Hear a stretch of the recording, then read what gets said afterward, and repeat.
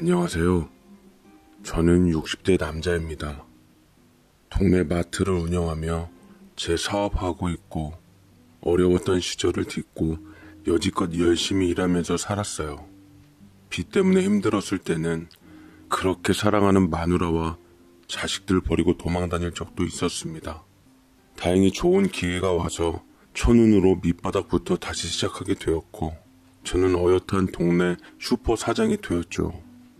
라이벌 마트들이 많이 생겨 서로 제 살 깎아먹기 하며 상생했지만 위기를 무사히 극복하며 여지껏 먹고 살고 있습니다.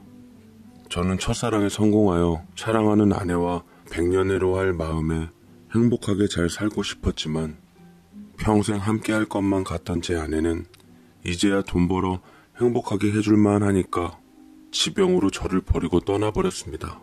재혼 생각을 안 해본 거는 아니었지만 아내만큼 완벽하고 사랑할 수 있는 여자를 찾기가 어려웠어요.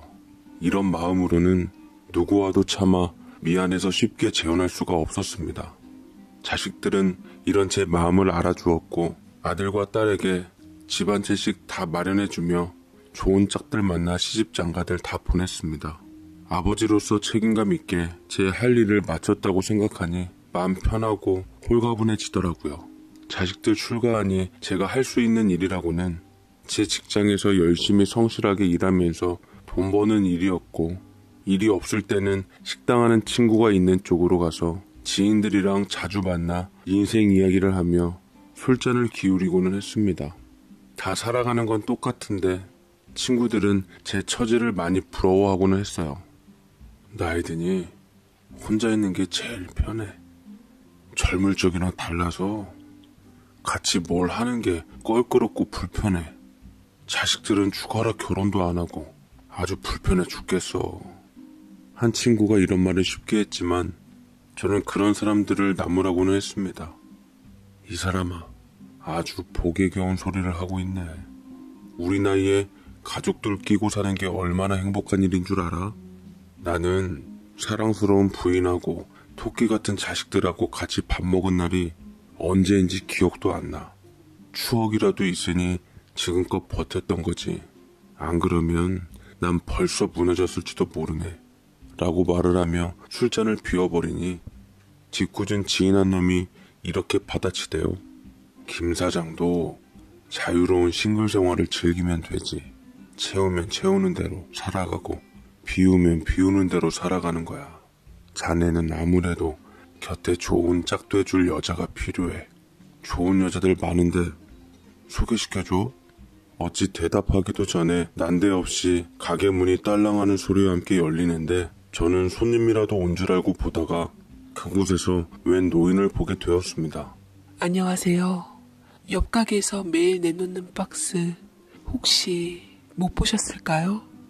제가 늘 가져갔던 거라. 라고 얘기를 했는데 술 기운 탓인지 식당 사장인 친구 귀에는 마치 자기가 그 할머니 걸 뺏어갔다는 말처럼 들렸는지 버럭 소리를 질렀습니다. 제가 박스 쓸 데가 있어서 옆집에 허락받고 제가 가져왔어요. 할머니가 박스 전세 낸 것도 아닌데 왜 말씀을 그렇게 하세요? 할머니가 늘 가져갔던 거면 앞으로도 가져가야 돼요? 라고 언짢게 얘기를 하는데 할머니는 주춤거리며 미안하다고 한 뒤 가게에서 나갔습니다. 식당 사장 친구네 찾을 때마다 그 근처에서 폐지를 한가득 실은 리어커를 끌고 다니는 할머니를 많이 봤던 터라 제법 낯이 익었었어요. 친구는 괜히 찔려선 말이 많아지더라고요. 나도 불쌍한 사람한테 뭐 그런 사람은 아닌데 몸도 정정해 보이는데 마땅한 일이나 찾아 할 것이지. 정말 폐지밖에 못 줍는 할머니는 어떡하라고. 친구가 괜시리 나쁜 사람으로 몰리는 것 같아 억울한 투로 볼멘 소리를 뱉자 저는 웃음에 달랬습니다. 생각해보니까 방금 전에 식당을 찾았던 할머니는 말이 폐지 줍는 할머니였지 우리 또래 사람이었어요. 하기사 우리도 60대가 넘었으니 할아버지는 맞았습니다만 마음이 젊은 청춘 같아서 그런지 우리끼리는 아직까지 아저씨라고 생각하고 있었습니다. 그래서 할머니가 젊어 보였고 아줌마처럼 보여 적당한 일을 찾지 뭘 폐지를 줍냐고 얘기했던 거였어요. 그러다 할머니와 제대로 된 인연의 시작을 맺게 되었습니다. 그날은 가게 물건 배송으로 인한 문제로 당일 정산이 늦게 끝나서 퇴근이 늦었습니다. 저는 날씨도 춥고 해서 부지런히 움직여 집에 가서 쉴 요량으로 피곤한 몸을 끌고 운전을 했는데 제가 밤눈이 어두워진 탓에 그만 옆에 가던 할머니의 리어커를 친 것이었어요.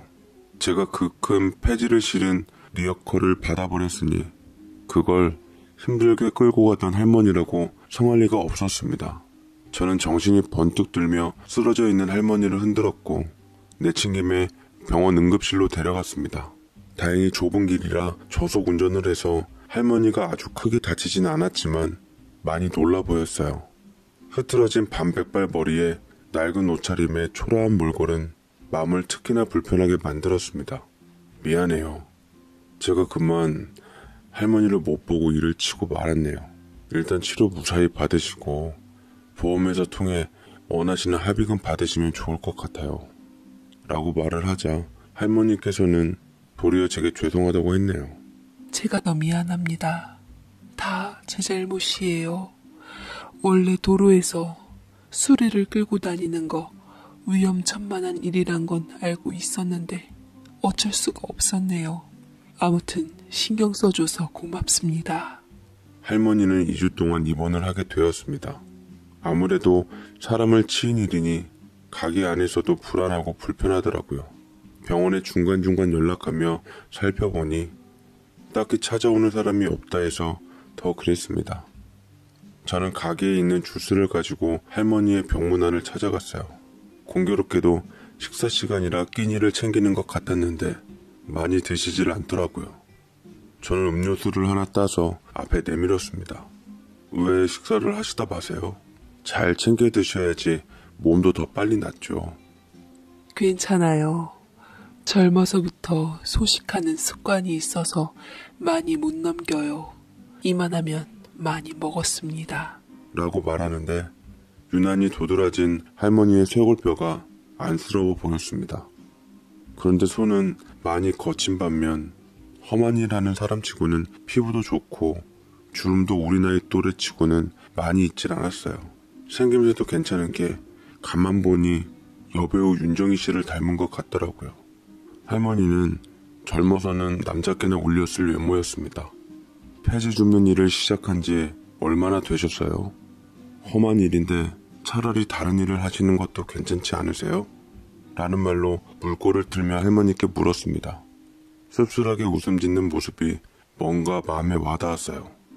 물어보니 폐지 줍는 일을 시작한 지 2년이 채 안 되었다고 하는데 그만한 사연이 있더라고요. 내가 젊어서는 사장 사모님이었고 이래봬도 대학물도 먹고 중학교 선생일도 했어요. 우리 남편이 크게 보석상을 운영하는 사장이었는데 벌이가 좋은 편이었어요. 시댁에서는 선생일 그만두고 애 낳고 살림하라 그랬는데 저는 집안에만 있기 답답하더라고요. 시집에선 아이가 안 생긴 게 다 제가 밖으로 돌아서라고 했는데 사실 하늘을 봐야 별을 따지 남편은 바쁜 탓에 피곤해했고 힘들어했어요. 남편 뒷모습만 바라보는 내 심정은 이해 못해주고 시댁에서는 그것조차 제 잘못이라고 여기며 저를 남편 내조 하나 못하고 애 못 낳는 죄인 취급을 하더라고요. 스트레스를 풀 길이 필요해서 어차피 돈 많은 남자랑 결혼한 거 돈이라도 쓰자 싶어 원하는 대로 펑펑 돈을 썼고 쇼핑 시간이 부족해서 그토록 버티던 직장을 그만두게 됐어요. 그래도 애는 생기지 않더라고요. 날이 갈수록 아무리 써도 채워지지 않고 원하는 물건을 가져도 좋지 않았지만 돈을 안 쓰고 물건을 안 사면 불안했어요. 정신과 치료도 받고 했는데도 나아지질 않아서 결국은 이혼하고 친정에 있다. 그마저도 손절당해 이러고 살게 되었습니다. 쇼핑 중독에 걸렸군요. 그거 아주 무서운 건데. 그런데 폐지 갖고 벌이가 돼요? 한 달에 얼마나 버는데요? 손에 쥐는 돈은 얼마 안 돼요. 어떻게든 먹고는 살아야 해서 하는 거죠. 길거리 천전하며 몸을 힘들게 하니까 돈의 소중함도 느껴지고 돈 쓰고 싶은 맘도 사그라들더라고요. 이 바닥도 만만치 않아요. 텃세가 보통 텃세가 아니에요. 라며 얘기를 하는데 폐지 할머니의 과거 정체가 쇼핑 중독증에 걸린 돈 많은 사모님인 걸 알고 살짝 놀라기는 했습니다. 게다가 선생님도 했고요. 말씨도 또박또박 교양 있고 배어있는 기품에 하는 일과 좀 괴리감이 있긴 했습니다. 쇼핑 중독증 때문에 한순간에 인생이 나락으로 떨어진 게 안타까웠어요. 현재로서는 친정 역시 할머니가 저지르는 소비의 수습을 감당 못하고 다들 연락을 끊고 산다 했습니다. 철저히 혼자가 된 그녀는 고시원에서 겨우 먹고 살고 있었는데 폐지 팔아 번 돈으로 월세 내고 꾸준히 정기적으로 정신과를 다닌다고 하더라고요. 약 없으면 쇼핑에 대한 마음을 더 참기 힘들다고 했습니다. 이미 개인 파산하고 금치산자까지 된 터라 직장 구하기도 쉽지가 않았던 거죠. 뭔가 마음이 가서 돕고 싶었는데 도와야 할 방법을 모르겠더이다. 우리 슈퍼에서 마침 사람을 구하고 있어서 일자리를 주려고 해도 그냥 하던 일이 편하다고 하더라고요. 그 사람을 돕기 위해서는 박스를 최대한 모아 편하게 건네주는 게 제일이라 싶었어요.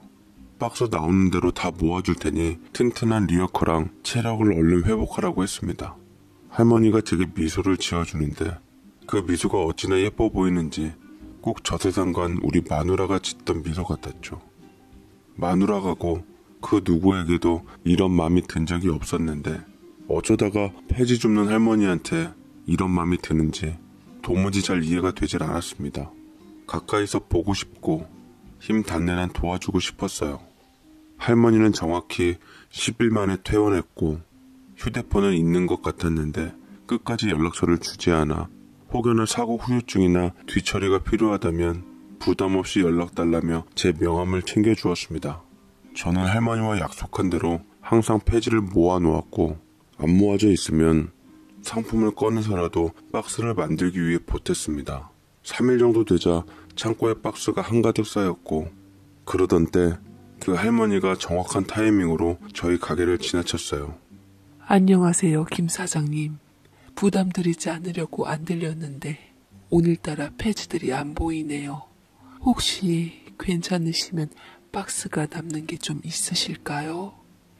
다른 사람이 가져갈까봐 밖에 안 놔둬서 가져갈 분량이 없는 줄 알고 계속 지나쳤던 할머니는 제 말을 기억하고 들렸던 거였죠. 저는 할머니한테 기다렸다는 듯 갖고 있던 박스를 보여주며 언제든 가져가라 했습니다.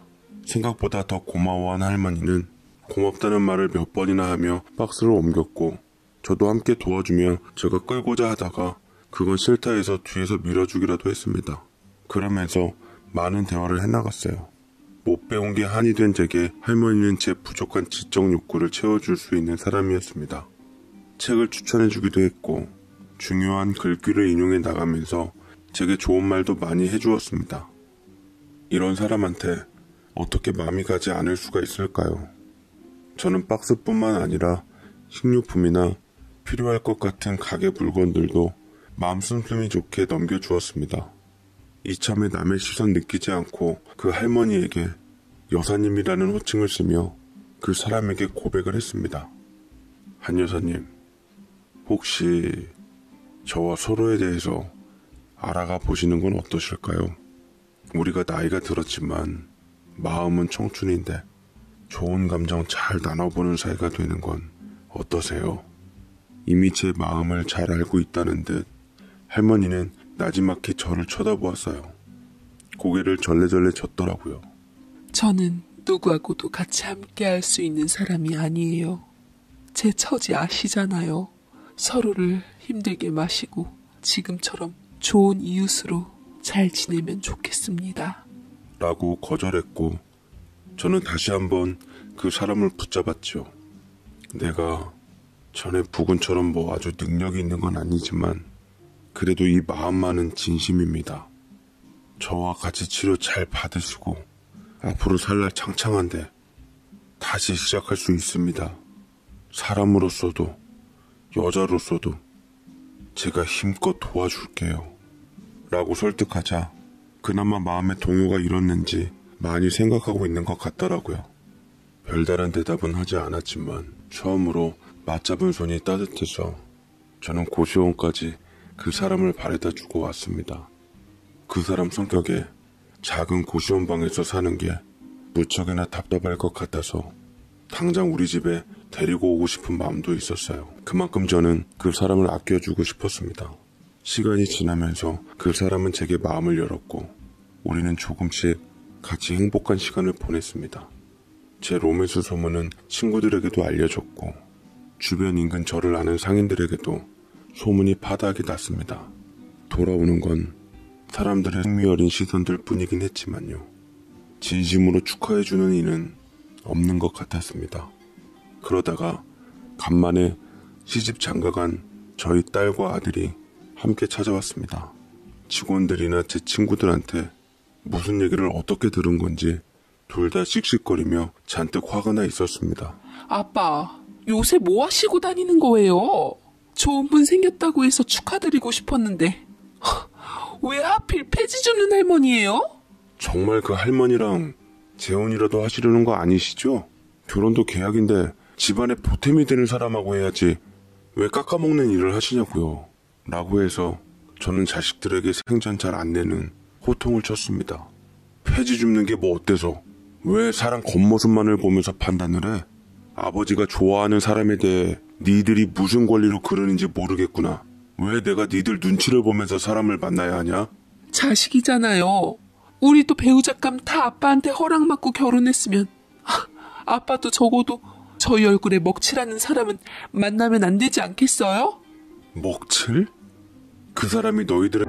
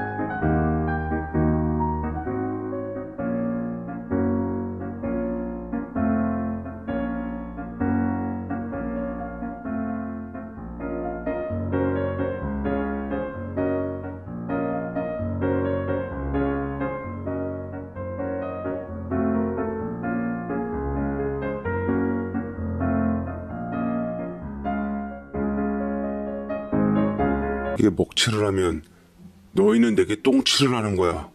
난 너희들 좋아하는 사람 데리고 왔을 때 니들이 아끼는 사람이라 더 대우해주고 좋아하려고 했다. 근데 너희는 내가 아끼는 사람한테 뭐? 먹칠? 지방 깎아먹는 사람? 남들 소문만 듣고 사람을 만나보지도 않은 채 판단을 하는 니들이 참 부끄럽구나. 사회에서 발 못 붙이고 금치산자면 말다한 거 아니에요? 정신과 치료도 받고 있다면서요. 그런 사람을 시간 아깝게 뭘 보고 말고 해요? 뻔한 거지. 실수는 저지를 수 있어. 병원 치료를 지금 계속 받는 것도 그 사람이 회복하기 위해 노력하고 있다는 걸 왜 몰라? 그날 이후 자식들하고 갈등이 시작되었습니다. 남매가 가정일이며 회사일이며 다 제쳐두고 가게에 진치고 있기까지 했습니다. 제 사람을 만나지도 않고 판단한 아이들에게 정말 화가 나더라고요. 전 출가 다 해놓고 왜 제가 만나는 사람들까지 자식들에게 간섭을 받아야 하는지 모르겠더라고요. 계속 갈등이 크게 치닫고 도무지 해결할 방안이 나오지 않았던지 평생선이 될 것 같아 딸이 제안을 하나 했습니다. 그럼 저희가 한번 그분을 만나볼게요. 편견을 내려놓고 볼 테니깐 저희가 봐서 정말 아니다 싶으면 그때 아빠한테 저희 권리 주장해도 되죠? 자식에게 있는 권리가 뭘까 생각이 들었지만 하도 딸이 기가 차고 당차게 나오자 어디 마음대로 한번 해보라고 했습니다. 저는 딸이 원해서 아들과 함께 자리를 마련했어요. 자식들한테 흠잡히는 게 싫어 그 사람을 데리고 백화점에 가서 옷을 고르라 했습니다. 그 사람은 한사코 거절하다가 제 성화에 못 이겨 마지못해 갔는데 간만에 보는 쇼핑 세상에 손을 떨었지만 이내 자연스럽게 옷을 고르기 시작하더라고요. 옷이랑 신발을 대강 고르자마자 뒤도 안 돌아보고 가자는 그 사람이 부단히 노력하고 있구나 싶어 더 신경 쓰였어요. 얼추 차려입고 곱게 화장을 하니 옷이 날개라고 참 고와 보였습니다. 제 눈에는 영화배우 윤정이 뺨쳤어요. 상상 그 이상으로 예뻐서 더 많이 사주고 싶었죠. 그 모습으로 당당하게 자식 있는 자리에 가니 자식들 단단히 벼르고 나온 듯 멀리서 찬물을 벌컥벌컥 마시고 있더라고요. 속이 타들어가는 사람이 누군데 고약한 것들. 전 속으로 이를 갈고 그 사람의 손을 잡은 후 앞으로 나왔습니다. 자식들은 어디 보자 하는 꼬운 얼굴로 인사를 하며 그 여자를 보았는데 순간 딸의 얼굴이 확 달라져서 주춤거렸습니다. 그리고 그건 아들도 마찬가지였어요. 선생님? 혹시 한연아 선생님이세요? 맞아. 중학교 국어 선생님이고 저희 담임 선생님이었던 한연아 선생님 맞죠? 저희 중학교 2학년 때 선생님 반이었던 쌍둥이 남매예요. 하나랑 하성이. 그때 저희 아빠 사업 망해서 급식비도 제대로 못 내고 있을 때 선생님께서 다 내주시고 저희 데려가서 옷이랑 신발도 다 사주셨잖아요. 저 아직도 선생님이 사준 나이스 신발 갖고 있어요. 딸과 아들이 흥분해서 소리치자 그 사람은 기억을 더듬는 것 같더니만 드디어 생각난 듯 제 쌍둥이 자식들을 알아보는 듯 했습니다. 그래 기억난다. 하나랑 하성이었구나. 그때 아버지가 빚 때문에 집을 나가셨다고 너희들이 그렇게 힘들어했는데 대체 몇 년 만인지 모르겠다. 지금 시집장가는 다 간 거야? 그럼요 선생님. 저 애도 있는걸요. 꼭 대학 가서 찾아뵈서 은혜를 갚고 싶었었는데 선생님께서 학교 그만두셨다고 하셔서 찾아볼 엄두도 못 냈어요. 그런데 선생님께서 아버지와 이런 자리에 나오실 줄은, 아버지가 말했던 폐지 줍는 할머니가 선생님일 줄은 꿈에도 생각 못했어요. 아들은 어안이 벙벙해서 끝내 믿겨지지 않은 듯 저와 그 사람을 번갈아 가면서 보았습니다. 저 역시 이게 뭔 일인가 싶어 사정을 차근차근 들어보고 참 세상 좁구나 싶었어요. 지금은 폐지 줍는 할머니지만 한때 대학물 먹고 중학교 선생님까지 한 그 사람의 말은 결코 허풍이나 틀린 말이 아니었어요. 저도 깜짝 놀라고 말았습니다. 얘기를 풀자면 제가 사업에 실패하고 한참 어려웠을 때 우리 애들은 중학생이었고 마누라 혼자 어려운 환경에 꾸역꾸역 아이들을 키우면서 버티고 있었습니다. 형편이 어려워서 급식비도 못 내고 있었을 때 마침 그 사람이 중학교 교사로서 우리 아이들 담임이었던 겁니다. 쇼핑 중독 증세가 있었을 때라 그 사람은 곧잘 가난하고 어려운 학생들을 데려가 백화점이고 어디고 가서 좋은 것들을 사줘서 안겨 보냈다고 해요. 제 아이들도 그런 혜택을 입었던 거고요. 옷이며 가방이며 신발이며 죄다 비싼 것들만 사주고 본인도 쇼핑을 함으로써 마음의 평안을 느꼈다는데 참 쇼핑 중독이 이렇게 긍정적이고 바람직한 영향을 끼칠 줄은 상상도 못했네요. 비록 그것 때문에 그 사람이 금치산자까지 되었지만 저도 그렇고 자식들도 그렇고 그 사람의 깊은 마음까지 쇼핑 중독 때문이라고 치부하기는 싫었습니다. 저희 아이들과 제 사람은 저희 집으로 자리를 옮겨 쉴 틈 없이 스승과 제자의 이야기를 나누며 밤새는 줄 몰랐어요. 제 아들과 딸은 당시 그 사람한테 은혜를 입은 학생들을 모아서 그 사람을 찾게 했고, 그 사람은 제자들 앞에서 그간 살아온 삶에 대한 회한의 눈물을 흘렸습니다. 저도 곁에 있으니 눈물이 나더라고요. 덕분에 저희 연애는 자식들에게 오히려 지지를 받게 되었고, 오랜 설득 끝에 그 사람은 고시원을 정리하고 저희 집으로 들어와 자식들에게 선생님과 어머님 소리 들으며 살고 있습니다. 저는 서두르지 않고 이렇듯 황혼 연애를 천천히 하며 인생을 즐겨보려 합니다. 그 사람과 함께이니 더욱더 믿음직스럽고 기쁘네요. 제 앞길에 꽃길만 있길 바라며 여러분의 앞길에도 아름다운 빛만 있길 바랍니다.